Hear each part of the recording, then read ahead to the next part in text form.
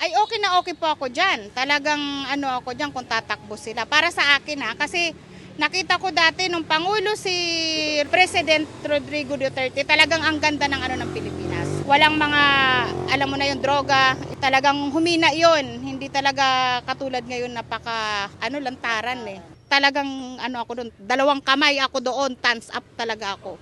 Dapat ibalik talaga. Talaga na sila dapat ang bubutuhan. Isipin mo ngayon, ikukumpara mo ngayon at saka ang papa niya noon na nakaupo, lahat ng mga nagsasyabo, lahat po yung dyan, hindi po makikita. Pero ngayon, harap-harapan kahit mga anak ko nakikita nila. Okay naman po yun para sa akin. Nawala yung mga kriminal, mga adik.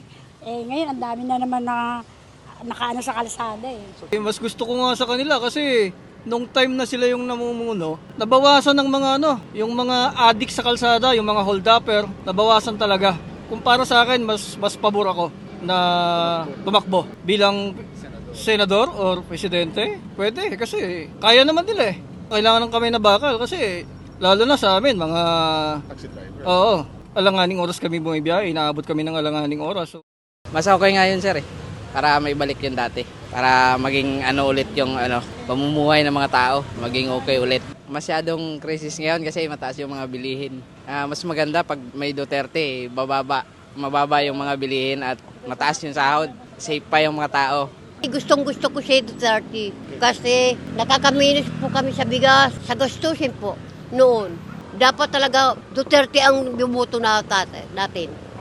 Sa akin gusto kong mabalik si Duterte kasi okay naman yung mamalakad niya.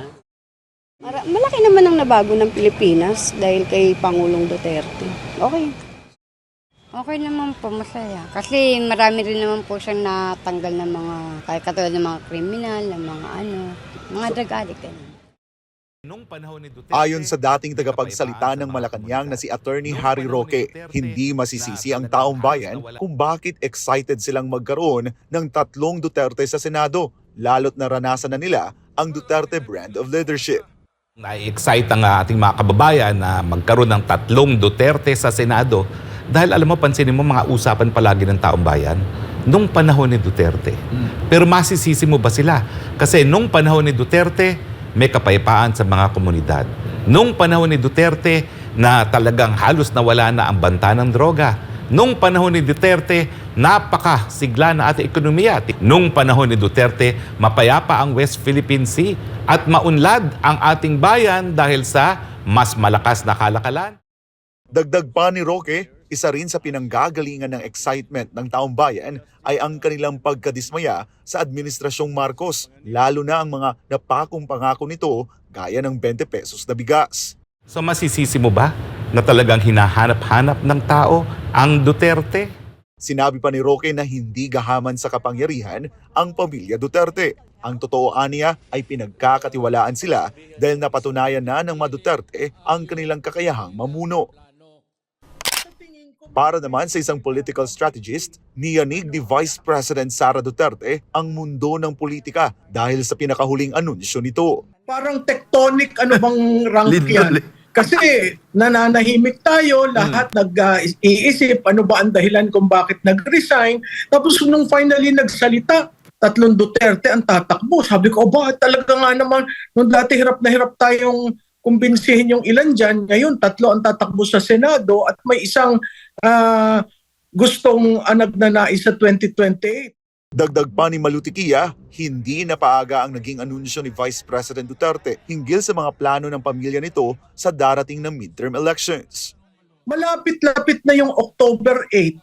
Sa tingin ko yan critical announcement. Yung 2028 medyo malayo-layo pa.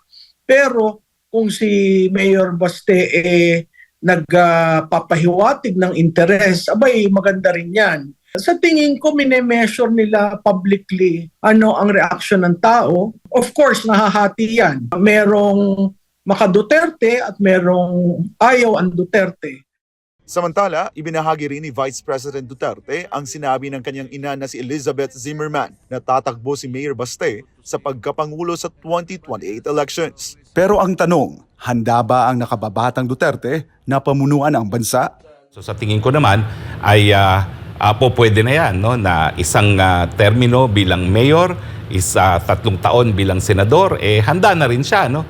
At hindi lang yan, no, dahil siya ay lumaki na bilang Duterte, na napaligiran siya ng mga taong naglilingkod, no, mula sa ama niya hanggang doon sa kanyang ate, no. Matindi paninindigan niya. Kung magsalita yan, pipikit ka, parang ama niya nagsasalita, walang pagkakaiba.